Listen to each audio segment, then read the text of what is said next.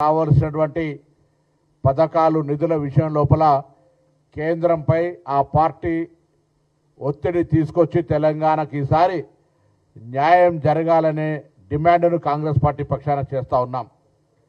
గత 2 సార్ల ప్రజల నిరసనను రాష్ట్ర ప్రభుత్వ నిరసనను మేము తెలియజెప్పడం జరిగింది. అయినా భారతీయ జనతా పార్టీ ఎటువంటి కూడా మార్పులు లేకుండా అదే వివక్షపూరితంగా తెలంగాణ రాష్ట్రానికి నిర్లక్ష్యం, అదేవిధంగా నిధుల కేటాయింపులో వివక్షను కొనసాగిస్తూ ఉంది. ఇప్పటికైనా రేపు జరిగే బడ్జెట్కు సంబంధించి రేపు బడ్జెట్ అయితే ఇవ్వాలని అడగడంలే. This is the last reminder from Telangana government and last reminder from Telangana Congress party. మేము గత 2 సంవత్సరాలుగా తెలంగాణ ప్రభుత్వం ఏర్పడ్డ తర్వాత గౌరవ రాష్ట్ర ముఖ్యమంత్రి గారు కానీ మంత్రులు కానీ అనేక సందర్భాల్లో ప్రధానమంత్రి గారిని మొదలుకొంటే రాష్ట్ర మంత్రులు బండి సంజయ్ గారు, కిషన్ రెడ్డి గారితో పాటుగా వివిధ హోదాల్లో ఉన్నటువంటి రాష్ట్రం నుంచి కేంద్రం నుంచి ప్రాతినిధ్యం వస్తున్న అనేక మంది మంత్రులకు రాష్ట్ర అవసరాలకు సంబంధించి లిఖితపూర్వకంగా, అధికారికంగా, ప్రత్యక్షంగా, పరోక్షంగా తెలంగాణ ప్రయోజనాలకు సంబంధించి విజ్ఞప్తి చేయడం జరిగింది. కానీ తెలంగాణ అంటేనే తెలంగాణ ఏర్పాటు పట్లనే వివాదాస్పద వ్యాఖ్యలు చేస్తూ తెలంగాణ ఉద్యమాన్ని అవమానపరిచినటువంటి ప్రధానమంత్రి నరేంద్ర మోడీ గారు తెలంగాణకు ₹1 కూడా నిధులు ఇవ్వడానికి, తెలంగాణ పట్ల పూర్తిగా వివక్షపూరితంగా వ్యవహరించే విధానాన్ని మార్చుకోవడానికి సిద్ధంగా లేడు. తెలంగాణ ప్రభుత్వం నుంచి కూడా ఈసారి గట్టిగా కోరుతా ఉన్నాం కేంద్రాన్ని. తెలంగాణ ప్రభుత్వం ఇచ్చిన ప్రతిపాదనలో ముఖ్యంగా త్రిపులార్ రింగ్ రోడ్డుకు సంబంధించి కానీ, అదేవిధంగా ఓఆర్ఆర్ టు త్రిపులార్కు సంబంధించినటువంటి రేడియల్ రోడ్లకు సంబంధించి కానీ, అదేవిధంగా మెట్రో విస్తరణకు సంబంధించి కానీ, హైదరాబాద్ గోదావరి మూసి అనుసంధానానికి సంబంధించి కానీ, ఇతర విద్యా సంస్థలు, వైద్య సంక్షేమ కార్యక్రమాలకు సంబంధించి కానీ, ఇతర ఇన్ఫ్రాస్ట్రక్చర్, గ్రామీణ ప్రాంతాలు, పట్టణ ప్రాంతాలకు సంబంధించినటువంటి అనేక అంశాలతో పాటుగా నూతనంగా జిల్లాలు ఏర్పడ్డ తర్వాత నవోదయ విద్యాలయాలు, కేంద్రీయ విద్యాలయాలతో పాటుగా అనేక విద్యా సంస్థలు తీసుకురావాల్సిన అవసరం ఉంది. గతంలో టూరిజం మంత్రిగా చేసినటువంటి కిషన్ రెడ్డి గారు హైదరాబాద్ నుంచి ప్రాతినిధ్యం వహిస్తున్నప్పటికీ లేక్స్ అండ్ రాక్ సిటీ అయిన హైదరాబాద్ టూరిజం హెడ్ క్వార్టర్ కూడా ఈ యొక్క పథకాన్ని తీసుకురానటువంటి పరిస్థితి సందర్భంగా జ్ఞాపకం చేస్తూ ఉన్నాం. Temple tourism, health tourism, Hyderabad historical old city ఇది. దీనికి సంబంధించినటువంటి ఒక ప్రత్యేక ప్రాధాన్యత ఇచ్చేయాల్సిన అవసరం ఉంది. నిరుద్యోగ యువత సమస్య పరిష్కరించడానికి, అదేవిధంగా మాకు సముద్ర తీరం లేదు, డ్రై పోర్టుల ఇంప్రూవ్మెంట్కు సంబంధించి, లేదా గ్రామీణ ప్రాంతాల కనెక్టివిటీ పెంచడానికి ఎయిర్పోర్టులకు సంబంధించి ఈ విధంగా అనేక కార్యక్రమాలు చేయగలిగే అవకాశం ఉన్న దేశంలో అత్యంత చిన్న వయసు గల రాష్ట్రంగా 29వ రాష్ట్రంగా ఉన్న తెలంగాణ పట్ల ఆనాటి నుంచి రాష్ట్రం ఏర్పడ్డ నాటి నుంచి ఈనాడు దాకా ప్రాతినిధ్యం వహిస్తున్న కేంద్రంలో అధికారంలో బీజేపీ పార్టీ తెలంగాణ పట్ల వివక్ష కొనసాగిస్తూనే ఉంది. మేము డిమాండ్ చేస్తూ ఉన్నాం ఈరోజు తెలంగాణకు సంబంధించి గతంలో మీకు ఒక కారణం ఉండే, కేసీఆర్ గారు మేము కేంద్ర ప్రభుత్వాన్ని అడగం, కేంద్ర ప్రధానమంత్రి వస్తే కలవం అనేటువంటి ఒక నియంతృత్వ వైఖరి ఉండొచ్చు. కానీ గౌరవ ప్రధానమంత్రి గారు వచ్చినా, కేంద్ర మంత్రులు తెలంగాణకు వచ్చినా, ప్రత్యక్షంగా గౌరవ ముఖ్యమంత్రి గారితో సహా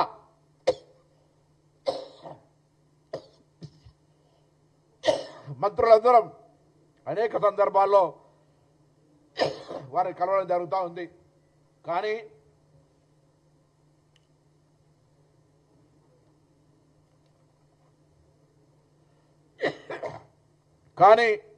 భారతీయ జనతా పార్టీకి మాత్రం ఎక్కడ కూడా ఇసుమంతా కూడా చలనం కలగడంలే.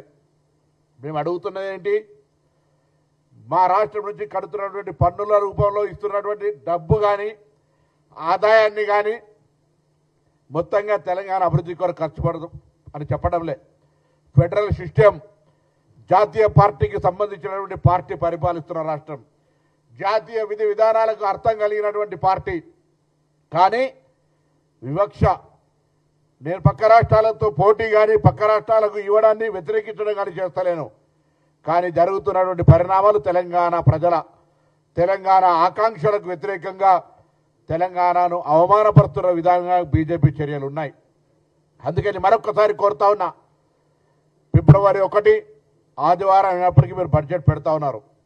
కానీ మరి ఆ ఆదివారం పౌర్ణమి కూడా అవుతా ఉంది. రేపు పొద్దున పౌర్ణమి తెలంగాణకు వెలుగునిస్తుందా, పౌర్ణమి తెలంగాణకు ఈ భారతీయ జనతా పార్టీ చీకటి చేస్తుందా రేపటి బడ్జెట్లో తెలుస్తుంది.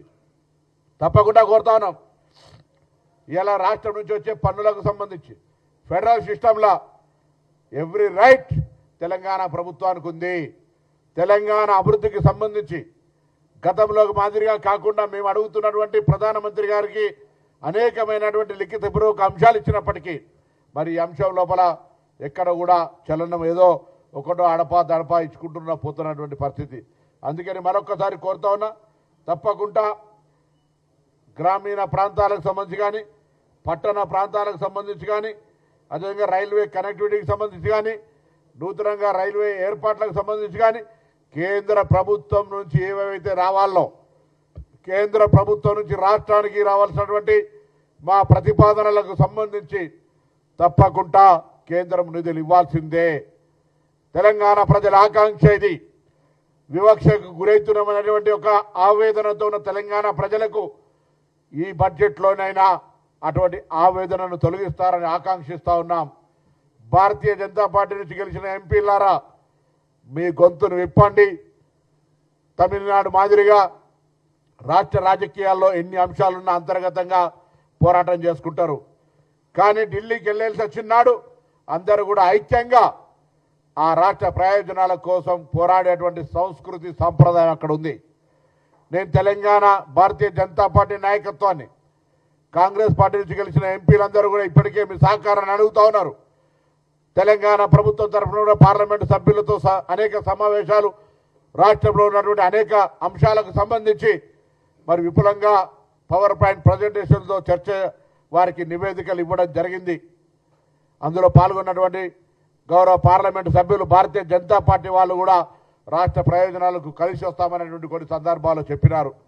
కానీ కేంద్రంలో ఉన్నటువంటి నాయకత్వం వివక్షపూరితంగా తెలంగాణ పట్ల మరి వారికి ఉండబడినటువంటి ఆ అకారణమైనటువంటి ద్వేషభావంతో మరి ఇక్కడ ఎందుకో నిధులు కేటాయిస్తలేరు. కాబట్టి మరొక్కసారి పెండింగ్ ప్రాజెక్టులకు, ఆన్గోయింగ్ ప్రాజెక్టులకు, న్యూలీ ప్రపోజ్డ్ ప్రాజెక్టులకు, ఇరిగేషన్కి సంబంధించి కానీ, లేదా మరి రైతాంగానికి సంబంధించి కానీ, ఎడ్యుకేషన్ ఇన్స్టిట్యూషన్ సంబంధించి కానీ అన్ని రకాలుగా కేంద్రము తెలంగాణ ఈ దేశంలో అంతర్భాగమైనటువంటి ఒక ప్రోగ్రెసివ్ రాష్ట్రము. దీనికి అన్ని రకాలుగా ఈ రాష్ట్రం 2047 విజన్ పెట్టుకొని ముందుకు పోతున్నప్పుడు దానికి అనుగుణంగా కేంద్రము సహకరించాల్సిన అవసరం ఉంది. అది భారత్ ఫ్యూచర్ సిటీ కావచ్చు, లేదా ఇంకొకటి కావచ్చు, అన్ని రకాలుగా రాష్ట్ర ఆలోచనలకు అనుగుణంగా కేంద్రం సహకరించాలని సందర్భంగా కోరుతా ఉన్నాం.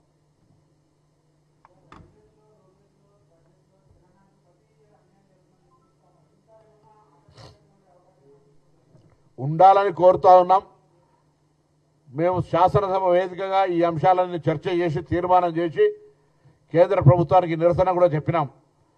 భారతీయ జనతా పార్టీ నాయకత్వాన్ని ఇక్కడి నుంచి ప్రాతినిధ్యం వహిస్తున్న కేంద్ర మంత్రి నాయకత్వంలో ఢిల్లీకి వచ్చి అన్ని పార్టీల వాళ్ళం రాష్ట్ర ప్రయోజనాలకు సంబంధించి కేంద్ర ప్రభుత్వం మీద ఒత్తిడి తేవడానికి నాయకత్వం వహించి మార్గదర్శకత్వం వహించమని కూడా చెప్పినాం.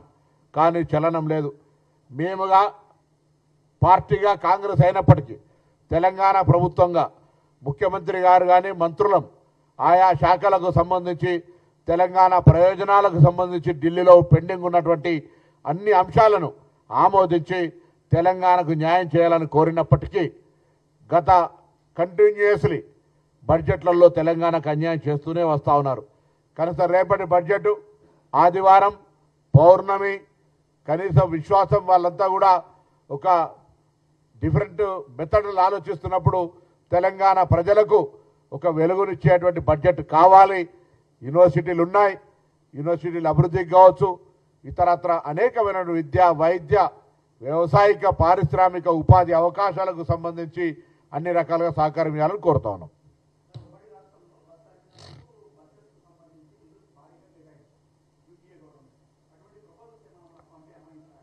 ఇప్పుడు మెట్రోపాలిటన్ సిటీస్కు సంబంధించి పిఎం ఈ డ్రైవ్ కింద కొంత బస్సులకు సంబంధించి పొల్యూషన్ రహితంగా ఉండాలని ప్లాన్ చేస్తున్నారు. అది వస్తుంది. ఆ దేశమంతా ఇస్తున్నారు, నాకు కూడా ఇస్తా ఉన్నారు. నేను అడుగుతా ఉన్నా, తెలంగాణ కొత్త రాష్ట్రము, తెలంగాణ ఒక విజన్ తోటి ముందుకు పోతా ఉంది. తెలంగాణ గ్రోత్కు స్కోప్ ఉంది. మిగతా రాష్ట్రాలు ఎన్ని ఎగ్జాస్ట్ అయిపోయినాయి. ఇక్కడ లివింగ్కి సంబంధించినటువంటి అన్ని సౌకర్యాలు, విస్తీర్ణకు సంబంధించి అన్ని సౌకర్యాలు ఉన్నాయి. అది పారిశ్రామికీకరణంగా కావచ్చు, ఇతరత్ర అన్ని రకాలుగా. కాబట్టి కేంద్రము గతంలో 10 సంవత్సరాలు మమ్మల్ని అడగలేదు అనేటువంటి మైండ్ సెట్ తోటి ఉన్నారు. అది మార్పు చేసుకొని మేము అనేక సందర్భాల్లో కోరుతున్నాం, మాకు సహకరించమని అడుగుతాను.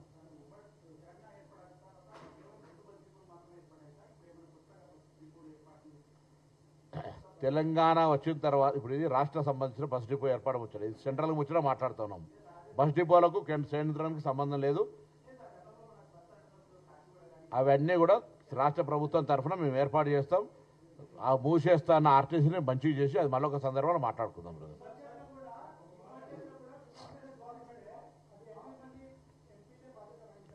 100% తెలంగాణ నుంచి ప్రాతినిధ్యం వహిస్తున్న పార్లమెంటు సభ్యులు బాధ్యత వహించాల్సి వస్తుంది. కేంద్ర ప్రభుత్వం మీద వాళ్ళ పరపతిని ఉపయోగించి మేము అడుగుతున్నటువంటి తెలంగాణ ప్రజలకు సంబంధించిన అంశాలే కాబట్టి వారు ఈ సమావేశాలు పెట్టినప్పుడు వారు కూడా వాటి పట్ల సానుకూలంగా స్పందించినటువంటి పరిస్థితి కాబట్టి తప్పకుండా వారు వారి యొక్క చొరవను వారు ప్రాతినిధ్యం వహిస్తున్న పార్టీ పైన ఒప్పించి మెప్పించి ఇతర రాష్ట్రాలకు జరుగుతున్నటువంటి నిధుల కేటాయింపు మాదిరిగా తెలంగాణకు జరగాలి. కానీ వివక్షపూరితంగా జరిగితే తప్పకుండా తెలంగాణ భారతీయ జనతా పార్టీ నుంచి ప్రాతినిధ్యం వహిస్తున్నటువంటి లోక్సభ రాజ్యసభ సభ్యులదే బాధ్యత.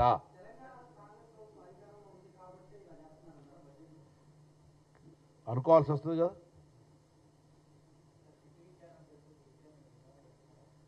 ఇది నేను బడ్జెట్కు సంబంధించినటువంటి స్పెసిఫిక్ బడ్జెట్ కాబట్టి చెప్తా ఉన్నా.